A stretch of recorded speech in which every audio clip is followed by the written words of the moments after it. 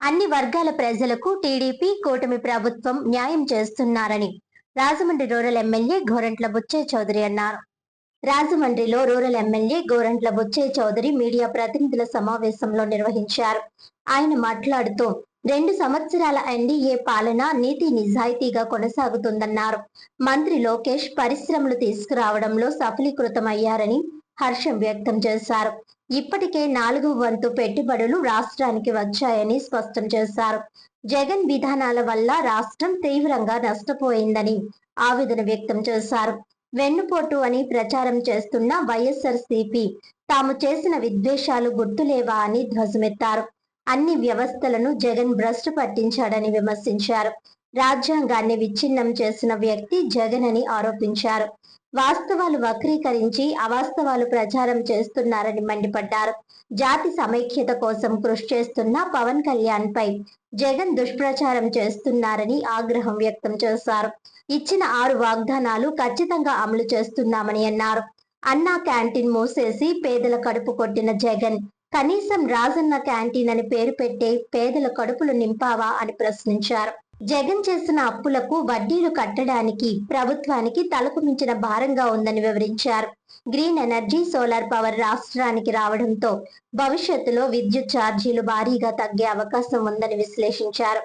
వేమగిరి దివాన్ చెరువు ప్రాజెక్ట్ మంజూరయ్యాయి. పనులు త్వరలో ప్రారంభమవుతాయని చెప్పారు.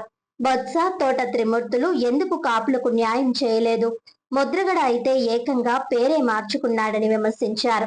ఈ సమావేశంలో రూరల్ మండల తెదేపా అధ్యక్షులు మత్సెటి ప్రసాద్, రాష్ట్ర tourism corporation director Vasireddy Rambabu, Gangina Hanumantharao తదితరులు పాల్గొన్నారు. నువ్వు దోచుకున్న సొమ్ముతో మీడియా ద్వారా, సోషల్ మీడియా ద్వారా వేల మందిని పోషించి బూతులు దిట్టించే కార్యక్రమం మొదలెట్టావు. తప్పుడు గోబెల్స్ ప్రచారం చేస్తున్నావు. వాస్తవాలను వక్రీకరించి అబద్ధాలు ప్రచారం చేసి నమ్మించాలని చూస్తున్నావు. ఎట్లా అధికారంలోకి వస్తావు నువ్వు? ఎక్కడికక్కడ గ్రూపులను రెచ్చగొట్టడం, కులాలను రెచ్చగొట్టడం, కులం మీద కులాన్ని ప్రయోగించడం, ఒక జాతి సమైక్యత కోసం, రాష్ట్ర అభివృద్ధి కోసం కృషి చేసిన పవన్ కళ్యాణ్ గారి మీద తప్పుడు ప్రచారాలు చేయటం, ఒక కులస్తుడిగా ముద్ర వేయటం. అందరివాడిగా ఉన్న పవన్ కళ్యాణ్ గారు రాష్ట్ర సమగ్రత కోసం కలిసి కృషి చేయాలి, రాష్ట్రం ముందుకెళ్ళాలి, అందరికీ ఉపాధి రావాలని ప్రయత్నం చేస్తుంటే ఆయన కుల బ్రాండ్ వేస్తావు. సొంత కులస్తులను రెచ్చగొట్టి ఆయన బదనాం చేయండి అని చెబుతావు. నీ చరిత్ర ఏంటి? తల్లిని చెల్లిని బయటకు గెంటేసి ఆస్తులన్నీ కబ్జా చేసిన వాడు నువ్వు ఎలా చెబుతావు? సొంత బాబాయిని హత్య చేయించిన చరిత్ర నీది. అనేక హత్యలకు కారణమైన కుటుంబం నీది. నీ చరిత్ర వాగ్దానాలు 6 ప్రధానమైనవి. 6 ప్రధానమైన వాటిలో ఎన్టీఆర్ భరోసా సామాజిక పెన్షన్లు 4,000 రూపాయలకు పెంచుతామని చెప్పి 4,000, 6,000, 10,000, 15,000 రూపాయల చొప్పున 1వ తారీఖు కల్లా తంచనగా వారికి ఇంటికి చేరుస్తా ఉన్నాం. 65 లక్షల మందికి పెన్షన్లు అందుతా ఉన్నాయి. తల్లికి వందనం, నువ్వు తల్లికి వందనం ఇస్తానని ఏం చెప్పావు? ఎంతమందికైనా ఇస్తానని దగా చేసి ఒక్కళ్ళకే ఇచ్చావు. అది కూడా 1 సంవత్సరం ఎగ్గొట్టావు. ఇవాళ తల్లికి వందనం, స్కూళ్ళు తెరవడంతో తల్లికి వందనం ఇస్తున్నావు. 15,000 రూపాయలు ఎంతమంది బిడ్డలు ఉన్నా, 4గురున్నా 5గురున్నా ఇస్తా ఉన్నాం.